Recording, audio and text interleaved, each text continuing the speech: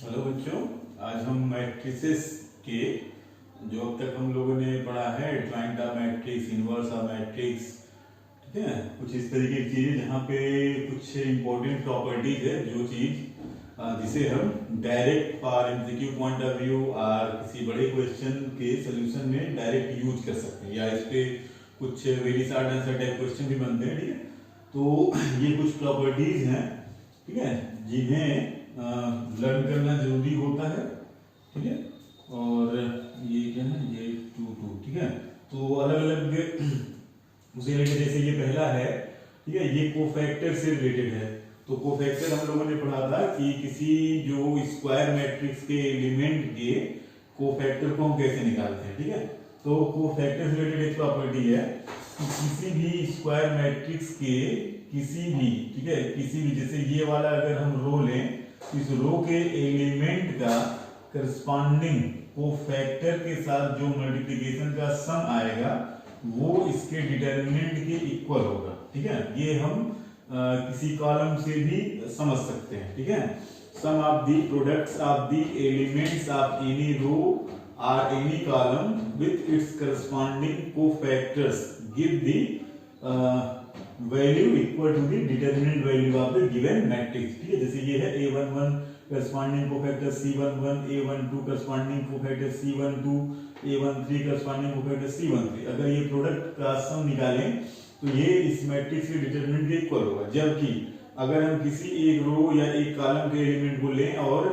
किसी दूसरे रो या दूसरे कॉलम के करस्पॉन्डिंग कोफैक्टर से मल्टीप्लाई करके टोटल निकालेंगे तो वो होता है 0। ठीक है, तो ये डिटरमिनेंट के इक्वल तब होगा जब जिस रो या कॉलम के एलिमेंट ले उसी रो या कॉलम के कोफैक्टर से मल्टीप्लाई करके सम हम निकाल लें, तो डिटरमिनेंट ए इक्वल और अदरवाइज 0। ठीक है, ये कुछ और प्रॉपर्टी है, जैसे हम लोगों ने पढ़ा एडजॉइंट, तो मैट्रिक्स का उसके एडजॉइंट में जब मल्टीप्लाई करते हैं तो हमें एक स्केलर मैट्रिक्स मिलेगा। ठीक है, ये क्या है, identity matrix into corresponding into जो है उसका डिटरमिनेंट। ठीक है, अब ये जो है ना, ये आइडेंटिटी मैट्रिक्स है उसी ऑर्डर में, जैसे मान लो 3/3 का एक मैट्रिक्स है तो उसके एडजॉइंट को इससे मल्टीप्लाई करें। ठीक है, तो रिजल्ट लिखने के लिए हम जरूरी नहीं कि हम एडजॉइंट निकालें फिर मैट्रिक्स में उसके साथ मल्टीप्लाई करें। ठीक है, एक लंबा टाइम लगेगा, तो उसके लिए क्या है, मैट्रिक्स का केवल डिटरमिनेंट निकालना है। ठीक है,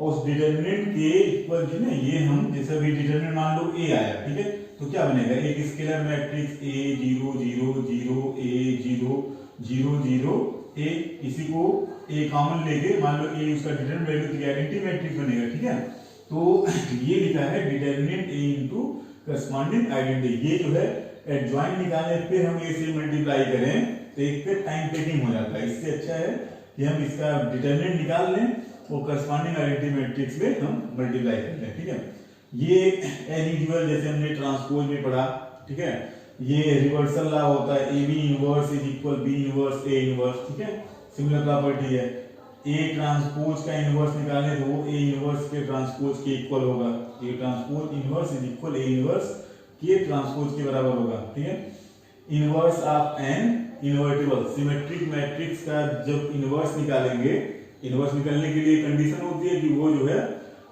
उसका डिटरमिनेंट नॉन जीरो मतलब नॉन सिंगुलर मैट्रिक्स का ही निकलता है, इसीलिए लिखा है इनवर्स ऑफ इनवर्टिबल। अगर सिमेट्रिक मैट्रिक्स है जिसका इनवर्स निकाला जा सकता है तो उसका जब इनवर्स आएगा तो वो भी सिमेट्रिक होगा, इसके सिमेट्रिक के लिए क्लियर नहीं है। ठीक है, सिमेट्रिक मैट्रिक्स का इनवर्स अगर निकलता है possible then it will be symmetric.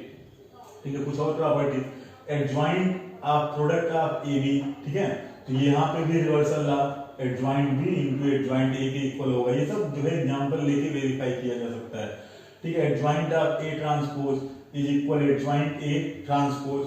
ठीक है, ये सब एग्जांपल से आप वेरीफाई कर सकते हैं।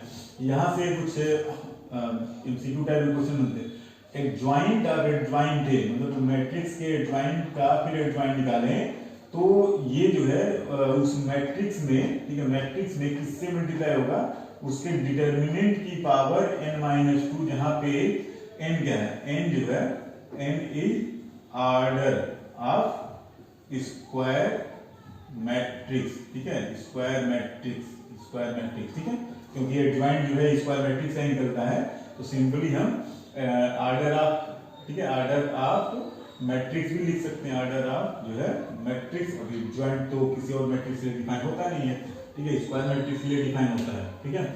इसी तरीके से इसका अगर डिटरमिनेंट लेते हैं, एडजॉइंट ऑफ एडजॉइंट ए का डिटरमिनेंट लेते हैं, तो डिटरमिनेंट ए पावर n-1 का पावर 2 n-1 स्क्वायर। जैसे भी मान लो कोई एक 3x3 मैट्रिक्स दिया, ठीक है, और उसमें हमें ये चीज निकालनी है, तो हम ऐसा नहीं है कि हम पहले एडजॉइंट निकालेंगे, फिर उस एडजॉइंट का एडजॉइंट निकालेंगे, फिर उसका डिटरमिनेंट निकालेंगे, तो एक टाइम टेकिंग प्रोसेस हो जाएगा, ठीक है। अगर इतना निकालना तो हम सिंपली क्या करेंगे, उसके डिटरमिनेंट को निकालेंगे और चेक कर लेंगे उसका ऑर्डर क्या है। 3x3 का है, तो मान लो डिटरमिनेंट वैल्यू आया 5, तो 5 टू दी पावर, ऑर्डर अगर 3 है तो 5 टू दी पावर 3-1 का स्क्वायर, 3-1 हो जाएगा 2, 2 का स्क्वायर हो जाएगा 4, 5 की पावर 4 मतलब जो है 625, ठीक है। ये लेफ्ट साइड के प्रोसीजर को अप्लाई करेंगे तो ये टाइम टेकिंग हो जाता है, ठीक है। इसी वजह से ये प्रॉपर्टी डायरेक्ट याद लर्न रहता है तो वहां पे हेल्पफुल होगा, ठीक है। Determinant of A inverse is equal 1 upon determinant A. अभी जैसे कोई मैट्रिक्स दिया है और उसमें कहा जाए कि अब बताइए ए इनवर्स का डिटरमिनेंट क्या होगा। अब हम अगर चले कि उसका ए इनवर्स, ठीक है, इनवर्स निकालें फिर डिटरमिनेंट निकालें तो काफी लेंथी प्रोसेस हो जाएगा। सिंपली ए इनवर्स का जो डिटरमिनेंट है, ठीक है, ओरिजिनल मैट्रिक्स का जो डिटरमिनेंट होगा उसी के रेसिप्रोकल के इक्वल होता है, ठीक है। मैट्रिक्स और उसके इनवर्स का जो प्रोडक्ट है वो हमेशा आइडेंटिटी मैट्रिक्स होता है, ठीक है। ये आइडेंटिटी या आइडेंटिटी, हाँ, आइडेंटिटी का वो प्रॉपर्टी होता है, matrix into inverse of inverse, it's inverse is equal identity matrix, ठीक है। कहीं पे अगर लिखा है कि A B for any two matrix whose product are possible A B is equal to I, तो यहाँ से कंक्लूजन ये निकलेगा कि B is the inverse of A and A is the inverse of B, ठीक है। यहाँ पे ऐसे भी है कि ए इनवर्स ऑफ इनवर्स, ये देखो ए का इनवर्स ए इनवर्स ये है, इसका इनवर्स क्या होगा, ए होगा, मतलब कि ए इनवर्स ऑफ इसका इनवर्स निकालेंगे ए आएगा, ठीक है। तो ये है, मतलब सिंपली मैट्रिक्स और उसके इनवर्स का जो प्रोडक्ट है आइडेंटिटी मैट्रिक्स आता है। और कहीं पे अगर दो मैट्रिक्स का प्रोडक्ट आइडेंटिटी मैट्रिक्स लिखा है तो दोनों मैट्रिक्स में वो एक दूसरे के क्या होंगे, इनवर्स होंगे, ठीक है। तो ये है, बाकी ये है कुछ हम लोगों ने सिमेट्रिक मैट्रिसेस पढ़ा था। तो जो इसकी सिमेट्रिक मैट्रिक्स की प्रॉपर्टी होती है, इसको सिमेट्रिक मैट्रिक्स ऑड ऑर्डर, कोई भी इसकी सिमेट्रिक मैट्रिक्स है, अगर वो ऑड ऑर्डर जैसे 3x3 का इसकी सिमेट्रिक मैट्रिक्स है, 5x5 का इसकी सिमेट्रिक मैट्रिक्स है, ठीक है, तो इसकी सिमेट्रिक मैट्रिसेस का जो डिटरमिनेंट होता है वो 0 आएगा, डेफिनेटली 0 आएगा। और वहीं पे अगर वो इवन ऑर्डर का इसकी सिमेट्रिक मैट्रिसेस है तो जो भी उसकी वैल्यू आएगी वो हमेशा परफेक्ट स्क्वायर होता है, ठीक है। इस चीज को, इन जितने भी चीजें लिखे हैं ये प्रूव भी किया है, लेकिन प्रूविंग से अभी कोई खास मतलब नहीं रखते हैं, ये लर्न होना चाहिए। जहाँ पे इस तरह के क्वेश्चन मिलेंगे तो उन्हें सॉल्व कर लें, ठीक है। तो ये है दिस इंपॉर्टेंट प्रॉपर्टी, ठीक है। आज के लेक्चर में बस यही बताना था। नेक्स्ट लेक्चर में जो है कुछ और चीजें देखेंगे, इक्वेशंस, वो जो है सिस्टम ऑफ लीनियर इक्वेशन को कैसे मैट्रिक्स मेथड का यूज करके सॉल्व करते हैं, तो वो देखेंगे, ठीक है बच्चों। Okay, thank you.